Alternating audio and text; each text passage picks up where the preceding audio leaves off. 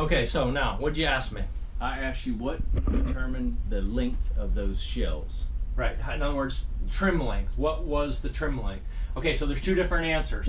The answer is, for the way we do it is, we open the box of brass, find the shortest one in the whole thing. In other words, if I really wanted to show you the way I normally do it, I would have opened that blue box. There's 100 in there.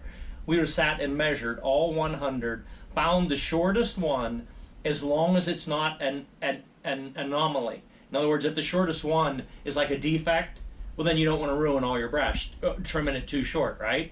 But measure them all, you'll get an average, right? Then you'll find the shortest case. Trim them all to the shortest case, whatever that is. Now, that's the precision reloading way of doing it. The normal way that most guys do reloading is, in a lot of these books, hopefully I picked one up that'll just show you here. Let's go to 338 Lapua, and we'll see what it says, right? Might as well do that while we're in here. Okay, so here it is. So come over here and look now. So see, they give you quite a lot of information here. They tell you the gun, they tell you the barrel, the twist rate, they're telling you everything. But look here what they have. Is maximum cartridge overall length. Now that's loaded. For us that means nothing. But maximum case length is 2724 and case trim length is 2714. Well, very interesting. We trimmed them all to 2712. So we're only 2,000 shorter than their suggested excuse me, case trim length. And I actually picked up the right book, because that's we're going to look in here too, but you know, it just ended up that we're at 2712. Let's see if they, usually a lot of times they just have a drawing, and the drawing will show you the case length. And that's the Nosler book that you said was the latest one they came out with. Yes, this is Nosler Reloading Guide number 8. Okay. And even if you're doing this advanced type reloading, having these books, you can learn. Here, I should actually stop. You know what? I was going to do a video on this. You need to be over there now with that. All right, now we're going to go on a rant here, right? But right out there, you can't really see it, but there's a bookshelf, and it is full of books, all right? And what I do is I try to read a book a week. I mean, I really seriously try to read one book a week. That'd be 52 books a year. Usually I get like 40 or 45 done, because things happen, right? Stuff happens. I don't get it done. What I do is I keep the ones that are great, and then ones that aren't so great, I pass them on, take them, give them to other people, whatever. But the one thing I notice out of a lot of the younger guys especially is nobody reads. Nobody reads, and because they don't read, they don't know anything. Well, like these, and I'll come back now to these reloading manuals. Okay, well, I've been reloading, like I said, since I was maybe even 17. So I've been reloading like for 50 years almost. It's worth getting these, and it is worth reading them. But I don't mean just to read the reloading data. What I mean is start on page 1, right here, and you read the first word, and you go to the last page, and you read the last word. What I mean is you read the entire book, every single word. And if you do that, you will have an enormous knowledge, not just of reloading, but of everything, right? I mean, it kind of pains me to think that guys come here and they don't know who Jack O'Connor is. Well, we're in Lewiston, Idaho, so this is Jack O'Connor's hometown, right? If you haven't read Jack O'Connor, if you haven't read every word that Jack O'Connor ever wrote, you don't know anything about hunting. You just don't. I'm sorry. I hate to say it and be that blunt, but it's true. If you haven't read every word that Elmer Keith ever wrote, you don't know anything about hunting. I mean, I could go right down the list. There's all these guys that were giants. I mean, that's what these guys did. I mean, if you haven't read every word that Jim Carmichael ever wrote, you just don't know anything, right? These guys have hunted like in 100. I think Jim Carmichael told me he hunted in like, I think 140 countries. All right, so you can imagine how much information, how much wisdom and knowledge a guy like that has. Well, all you got to do is read their books. That's it. You just read their books. But as far as these reloading books, buy them, read them cover to cover, turn around and show them. There is 1, 2, 3, 4, 5, 6, 7, 8, 9, 10. There's 12. There's 12 reloading books. There's the Sierra book right there. There's 12 reloading books in this room. I've read every one cover to cover to cover many times. And so when you do that, you just gain an enormous amount of information, and then it all dovetails together and it starts to make sense. But anyways, I wanted to look in this book. This is also 338 Lapua. This is the Nosler book. And so it shows a cartridge length, and that would be maximum, not trim length, at 2724. So see, you have a drawing. Anyways, these books are worth buying. They're not all that expensive. They're worth buying, and they're worth reading because there's an enormous amount of information in these books. I mean, you come over here, 300 grain bullet, reloader 33, how much powder, you know, etc. And what's really helpful also is the load density, which just simply says how much powder is in that case and how full is it. Okay, so anyways, that's how you determine your trim length. All right, so if you would just set them on the floor. Now, what are we doing next? So we have, we have to turn next neck, right? Turn next, turn next, next. Turn next. Really? Neck. Okay, that's pretty rough. Turn next. The next thing we have to do is turn next. All right, so this gun has a 365 neck in it. You know what? Is your gun right here? It's in the truck. It's outside, right? Go get it. It's just so I can show them something. Go get your gun. All right. In the meantime, keep filming here. Oh. You can't like film the wall. Well, I've got to give him the key. Okay. Well, give Chris. Chris is our professional photographer, so you're being demoted. Take a break. All right. So now we have not shown. On no previous video have we shown neck turning. And guys are afraid of neck turning. It's like, who's afraid of neck turning? I am. Everybody's afraid of neck turning. Well, neck turning's no big deal. It's really not. It's easy. You just have to have somebody to show you. All right? And you have to do just the most basic of math, right? Again, I'm just using this stuff for weights. I just don't want these chips blowing all over the place. All right, this is Imperial sizing die wax. Okay, that's what we're going to use for lubrication. There's tons of jokes right there, and I'm not going there. All right. These are all neck turners, right? And all these. This is also a Sinclair Brownells product, right? And I would like to have, again, if I did something that actually made money, I would like to have one for every single cartridge, right? So that I didn't have to sit and readjust them. This happens to be a Q.M.M, which is a pretty nice one, but it's for smaller cartridges. It's too hard to turn the big cartridges. This is a different model Sinclair. But basically all a neck turner is, it's a handheld tool with a mandrel, with a cutter, you know, with coarse adjustment and fine adjustment.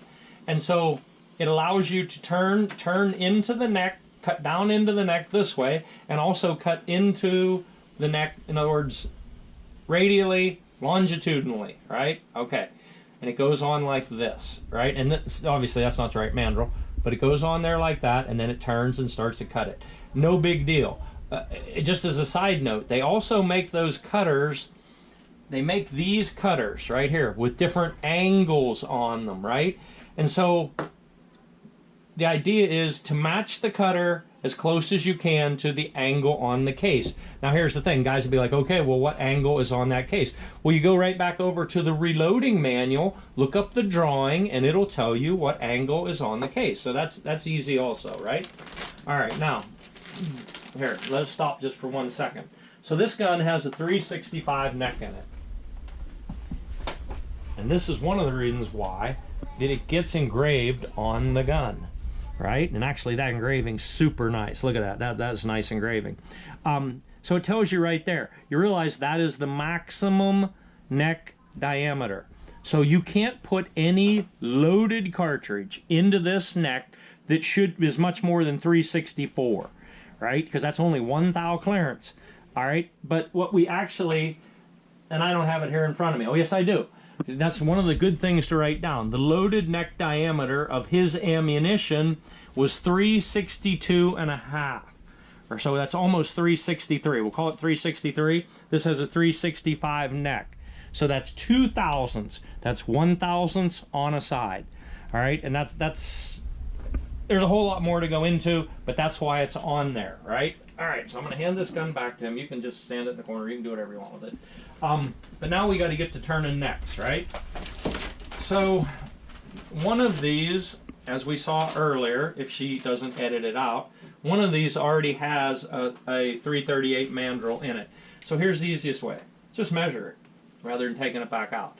And see, that says 335.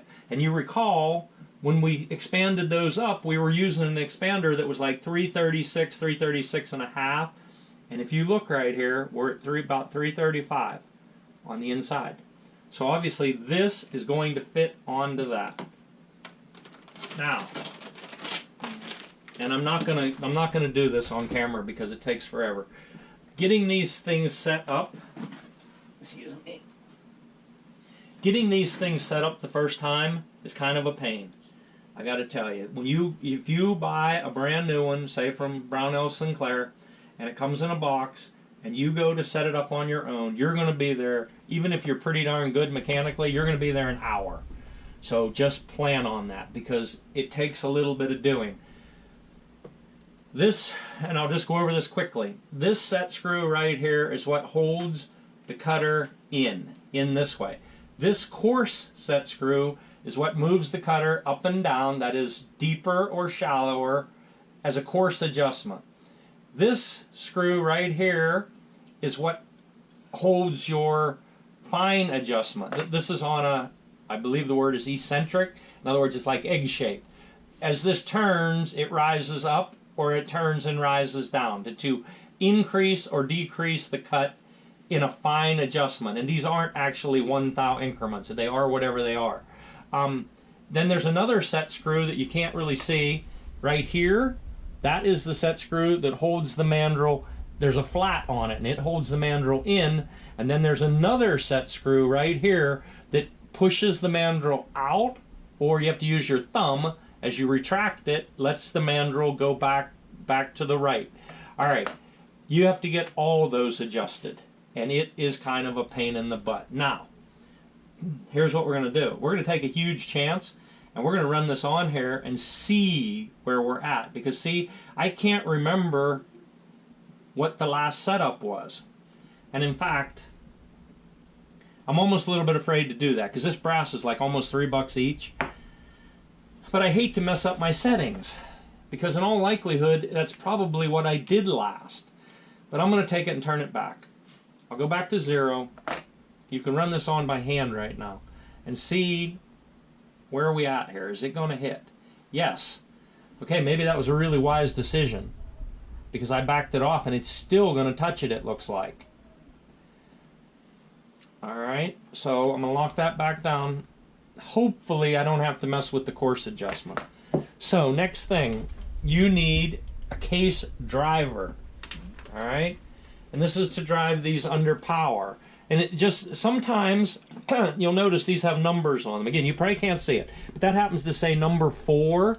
Well, it's really interesting. This number 4, Brownell Sinclair, how many times do I have to say that? Brownell Sinclair case driver coincides with a number 4 RCBS shell holder. Okay, well that's great. I got powder here. It just so happens this is a number 3. Well, it also coincides with a number 3 RCBS shell holder, but they don't all run like that. There's no uniformity. This is for 338 Lapua or all these .600 case heads. This number 65 means nothing. It doesn't match any known shell holder, at least that I know of. Okay, so the case driver, what's the case driver number if I don't have it and I've got to buy one? Number 65. Number 65. At least that's what it was then. They changed things, but the thing you have to tell them is what cartridge it's for. Because see, these go by the diameter of the cartridge case head. and I said 0.600, but that's what these actually measure. They measure 585. But there's a whole family. You realize too, It's easy to get it. pardon me? It's easy I'm to sure get I've got it. Well, yeah, I mean, Unless Q&M Scott- right on Sinclair's deal, and it's Yeah, pretty. unless Scott just missed that, I bought everything he told me to buy. So I should have it, but All right. So, same thing. Chuck this up.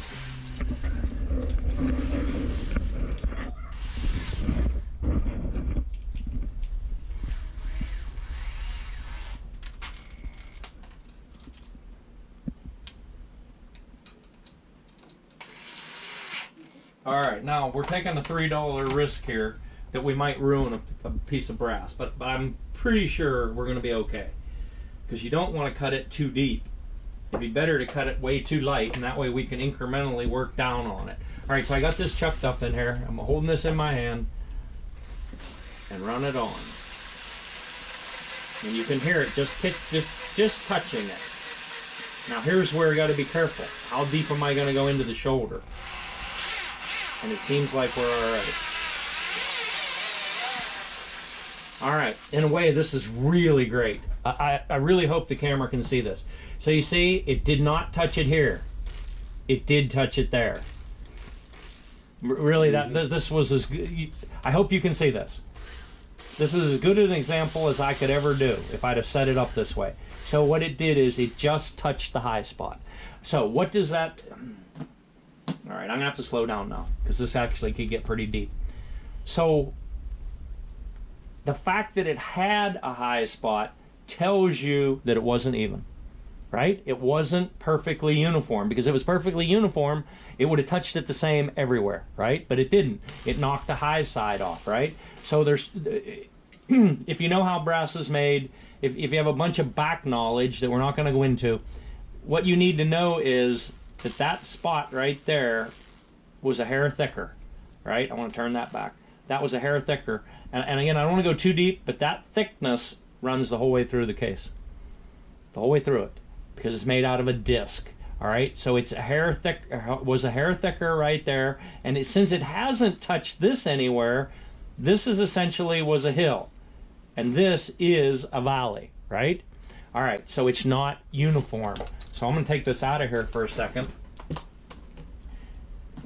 And with calipers, you really should use a mic for this. With calipers, you may not be able to see this. But we are at 14.5 on what had been the hill. And we are at 13.5 in the valley still. Okay, so here's the thing. If you want to put all the bullets through the exact same hole, you can't have that. Or that was like a really simple way of saying that.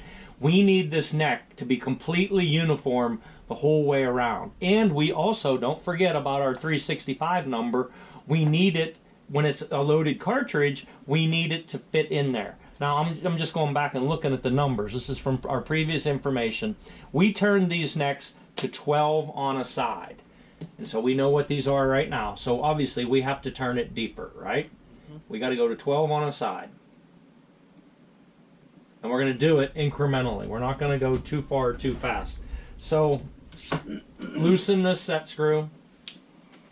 I'm going to partly do this for the camera. I'm only going to go 2 clicks. 1, 2, right?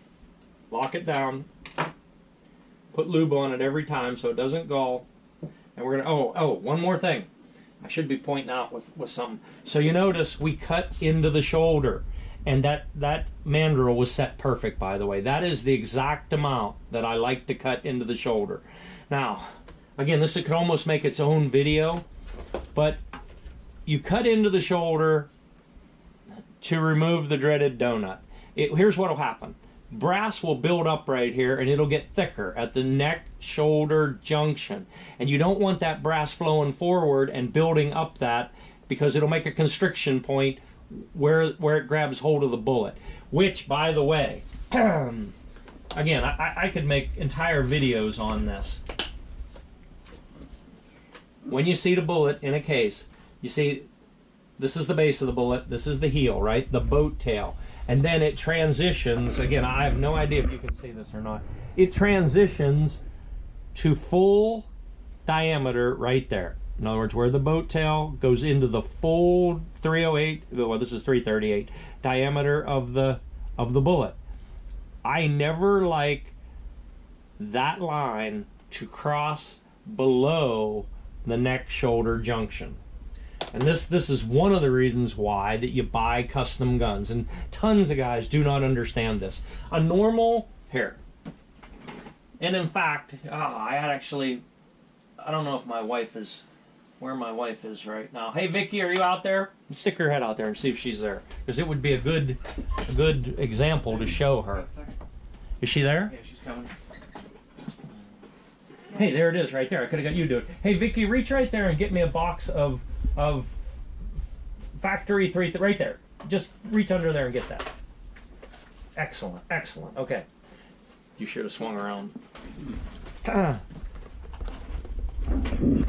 Alright, so here is a box of factory loaded 338 Lapua ammunition, right? Look.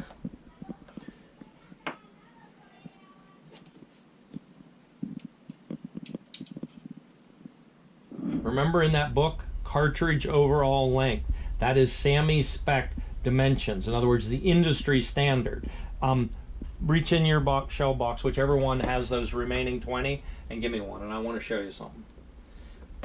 Again, we're way off on a tangent right now. You see the difference? And the difference is they have their bullet shoved way down in the case. Now, what I mean by that is they have crossed the neck shoulder junction. They're down in there like this, about like that actually. A long ways. Right. And well, really that's not. If you look at, say, factory loaded 300 Winchester, it's way down. They'll have the bullet that far down in there, right? Again, it's because of archaic, in my mind, archaic dimensions that were established 1962 for 300 Winchester, 1963, I think, way deep.